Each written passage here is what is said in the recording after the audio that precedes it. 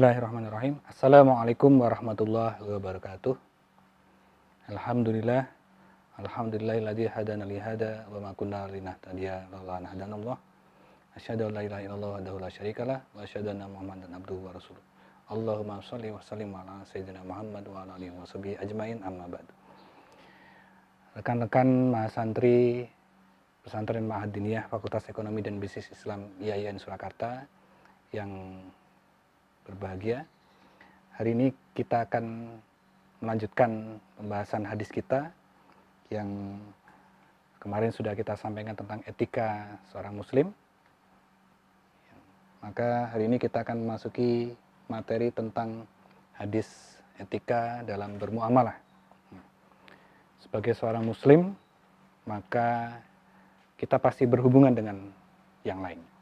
Tidak hanya muslim saja, tetapi juga kepada semua orang. Maka Islam melalui Rasulullah SAW juga telah menuntunkan kepada kita tentang bagaimana kita sebagai seorang muslim melakukan aktivitas muamalah dengan cara yang sesuai dengan apa yang sudah disampaikan oleh Rasulullah SAW. Nah, hadisnya cukup panjang, kita akan lihat bersama-sama. Jadi hadis ini diriwayatkan oleh Abi Hurairah. Beliau salah seorang sahabat utama dan sahabat yang dicintai oleh Rasulullah SAW. Beliau meriwayatkan bahwasanya anna Rasulullah sallallahu alaihi wasallam qala. Ya. La talaku rukban. Jadi ini. Jadi tidak boleh kita memotong atau mencegat pedagang yang akan menjual barang dagangannya ke pasar. Yang pertama, wala yabi'u ba'dukum alai bai'i ba'din. Tidak boleh membeli barang yang sedang dalam pesanan orang lain. Ya, ini yang kedua. Wala yabi'u hadir libat. Tidak boleh menjual orang yang tidak paham. Ya, orang yang berasal dari kampung. Wala tasirul ibli wal gunam. Tidak boleh mencampur antara sapi dengan yang lainnya. Karena ini konteks hadisnya. Wa man ta'aha fa huwa bi khairin nadhain. Nah, kalau dalam ini berilah kesempatan kepadanya untuk memilih apakah berkenan atau tidak. In radiha, kalau mau ya silakan. Wa in sakhitaha raddaha wa sa'an min tamarin. Tapi kalau tidak mau barang yang tercampur tadi, maka harus, atau barang yang rusak tadi, maka harus mengganti dengan kurma.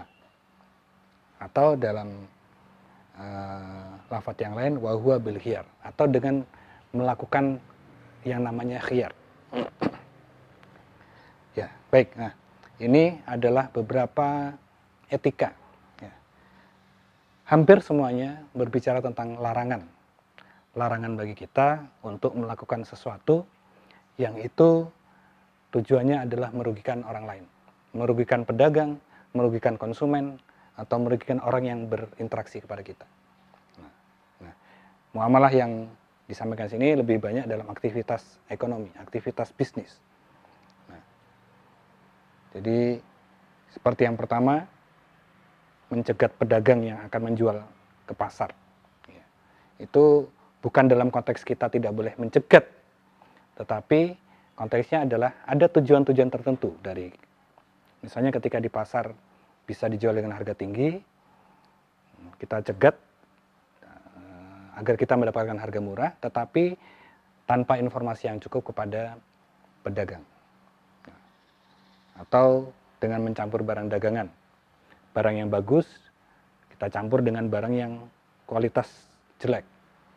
Misalnya, contohnya beras. Beras yang sudah lama, itu kita campur dengan beras yang baru, supaya apa? Supaya jadi bagus, supaya laku. Nah, atau dalam konteks yang lain juga, misalnya menjual barang yang sedang dipesan oleh orang lain. Ya. Barang itu belum dibeli, tetapi sudah dipesan. Nah, selama masa pesanan tadi, kemudian kita menjual barang tadi kepada orang lain, nah, itu dilarang. Nah, jadi hadis ini bicara tentang larangan-larangan. Tapi bukan berarti bahwa Islam itu penuh dengan larangan. Bukan. Tujuannya adalah agar memberikan kenyamanan, agar memberikan jaminan bahwa baik kita ataupun orang lain, baik pedagang ataupun pembeli, baik produsen ataupun konsumen itu sama-sama mendapatkan keuntungan, tidak saling merugikan, dan keduanya mendapatkan manfaat yang baik dari aktivitas tadi. Nah, bagaimana kita mengkontekskan hadis ini dalam terutama sekali aktivitas kita sebagai mahasiswa bisnis ataupun dalam aktivitas bisnis kita. Ya. Jadi yang pertama, dilarang mencegat pedagang. Nah, apa sih tujuannya ini dilarang? Karena ada maksud terselubung dari mencegat pedagang, yaitu manipulasi harga. Ya. Bagaimana contohnya? Misalnya kalau di Solo ada pedagang dari desa, dari kampung.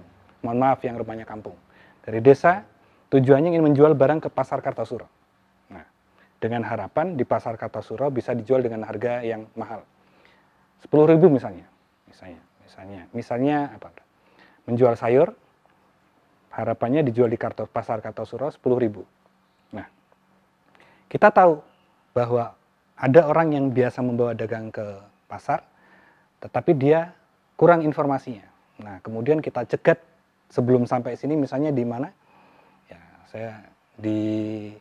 sebelum sampai pasar Kartosuro kita cegat. Kemudian dengan gaya meyakinkan kita sampaikan kepada pedagang tadi, Pak, Bu, saya belinya sayur. Sayurnya saya beli, langsung saya borong, saya habiskan. Saya kasih harga 7.000. Wah, itu harga sudah bagus sekali, Bu. Di pasar belum tentu sampai 7.000. Nah, ini yang dimaksud dengan tidak boleh kita mencegat pedagang. Karena ada tujuan manipulasi harga di situ. Ada tujuan supaya kita mendapatkan keuntungan yang berlebih dengan tanpa informasi yang cukup kepada pihak penjual tadi. Nah, ini yang dilarang oleh Rasulullah.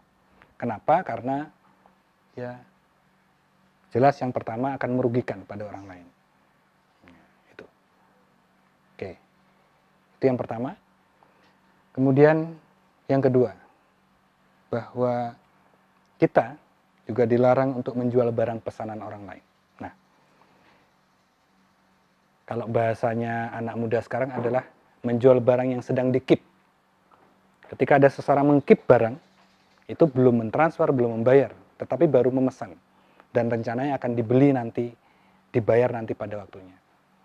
Tetapi mungkin karena satu dan lain hal, ada orang yang kemudian tertarik juga dengan barang tadi, dan kemudian meminta untuk menjualnya kepada dirinya.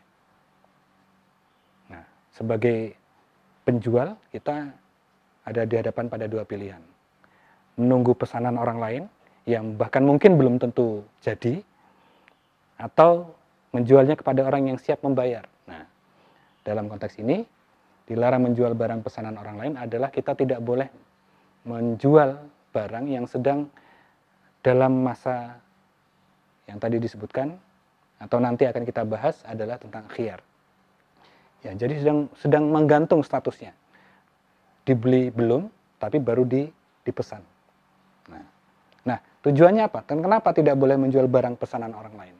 Ya, tentunya satu, kita harapannya tidak ingin merugikan orang yang sedang memesan tadi. Siapa tahu dia memang sangat butuh terhadap barang tadi, tetapi kebetulan belum memiliki uang, tapi sudah berjanji akan membelinya. Nah, atau mungkin bahkan hanya izin sebentar untuk mengambil uangnya. Nah, mungkin ini yang pernah saya alami adalah ketika kos. Saya mencari kos, kemudian saya minta waktu kepada ibu kosnya atau bapak kosnya untuk, Bu, tolong saya diberi waktu setengah jam.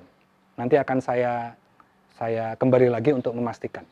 Nah, saya mau cari-cari kos yang lain dulu. Nah, saya cari kos, kemudian ternyata kok tidak cocok, maka saya kembali, ternyata sudah dalam masa setengah jam tadi sudah dipesan sudah dibayar oleh yang lain. Nah, itu tidak boleh, itu kita akan merugikan. Ya, kemudian yang ketiga, dilarang mencampur dagangan yang baik dengan yang buruk. Campur beras yang sudah setahun tidak laku-laku, kemudian kita campur dengan beras yang baru panen. Tujuannya apa? Supaya laku. Nah, ini kadang-kala kita temukan ini. Kalau di sekitar kita insya Allah tidak. Apalagi Mas Santri Pesma di Febi itu tidak ada yang seperti itu. nggak tahu kalau yang lain. Nah, gitu ya. Nah, karena tujuannya sama. Konteksnya adalah agar tidak merugikan.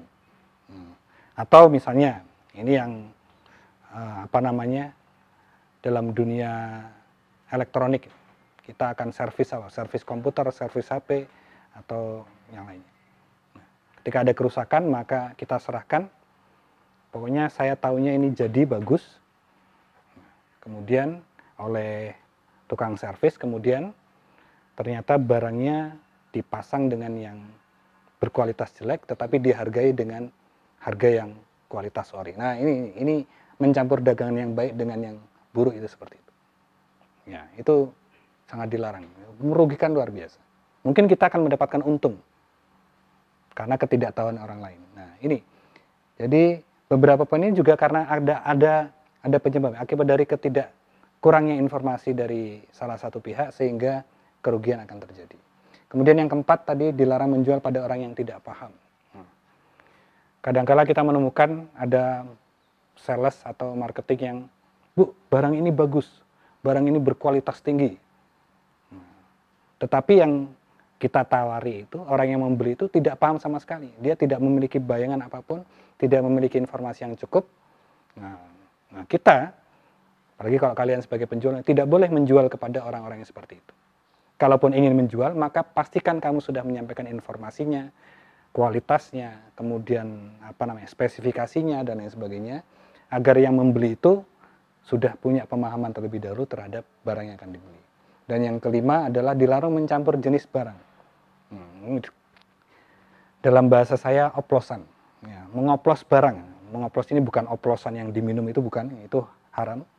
Tetapi mencampur jenis barang. Misalnya kalau tadi mencampur dagangan baik dengan buruk, kalau ini jenis barangnya sama. Beras misalnya, yang paling gampang ini, dan mungkin terjadi, tapi itu zaman dahulu. Kalau sekarang mungkin tidak ada. Mencampur beras rojo lele dengan beras biasa, beras IR atau C4 misalnya. Nah, kualitasnya jelas beda, jenisnya juga beda, tetapi dicampurkan agar dijual dengan harga rojo lele. Nah, itu manipulasi luar biasa. Nah, 1 dilarang, 2 dilarang, 3 dilarang sampai 5, maka kemudian Rasulullah menyampaikan bahwa ada peluang agar kita terhindar dari hal-hal yang dilarang ini. Caranya bagaimana? Caranya dengan khiyar. Khiyar itu apa? Khiyar itu memberi kesempatan kepada dua pihak untuk memilih apakah melanjutkan atau tidak melanjutkan transaksi. Apakah jadi atau tidak jadi. Nah, khiyar itu ada 3. Mungkin tidak saya jelaskan secara rinci di sini. Khiyar yang pertama adalah khiyar aib, yang kedua khiyar majelis, ketiga khiyar syarat. Kalau khiyar aib itu seperti garansi. Ketika ada cacat, maka barang boleh ditukar, barang boleh diganti. Nah, retur. Kalau khiyar majelis, maka kesempatan untuk melanjutkan transaksi itu terjadi pada lokasi jual beli. Silakan Bapak dilihat apakah barangnya bagus. Kalau jadi silakan dibayar. Kalau tidak jadi silakan pergi. Nah, begitu. Ketika sudah berpisah, ya sudah. Ketika sudah berpisah dan tanpa ada kesepakatan, maka transaksi sudah batal. Ada orang lain yang datang untuk membeli, silakan dilanjutkan transaksi. Itu khiyar majelis itu salah satunya adalah terhindar dari menjual barang pesanan orang lain. Kemudian yang ketiga, khiyar syarat. Nah, khiyar syarat itu mirip dengan SKB. Kalau sekarang itu SKB, syarat dan ketentuan berlaku. Nah, kalau kita lihat promosi pamflet di luar itu, SKB itu tulisannya kecil di pojok. SKB bintang itu tulisannya kecil. Agar apa? Agar tidak kelihatan. Tapi sebagai seorang muslim, kalau kalian jadi pedagang nanti, pastikan bahwa SKB itu betul-betul dipahami, betul-betul diketahui oleh pihak pembeli. Kedua belah pihak. Nah, itu agar sama-sama bersepakat menghindari kerugian dan menghindari madarat yang terjadi dari aktivitas transaksi yang kita laksanakan. Ya, demikian mungkin hadis ini, semoga hadis ini bisa memberikan pemahaman kepada kita tentang apa saja hal-hal yang dilarang dan bagaimana cara kita agar terhindar dari hal-hal yang dilarang ketika kita melakukan transaksi jual beli ataupun transaksi-transaksi bisnis yang lain. Semoga kita senantiasa dalam keberkahan, dan kurang lebihnya mohon maaf. Hadanallah wa iyyakum ajmain. Wallahul muwaffiq ila aqwamit thoriq. Wassalamualaikum warahmatullahi wabarakatuh.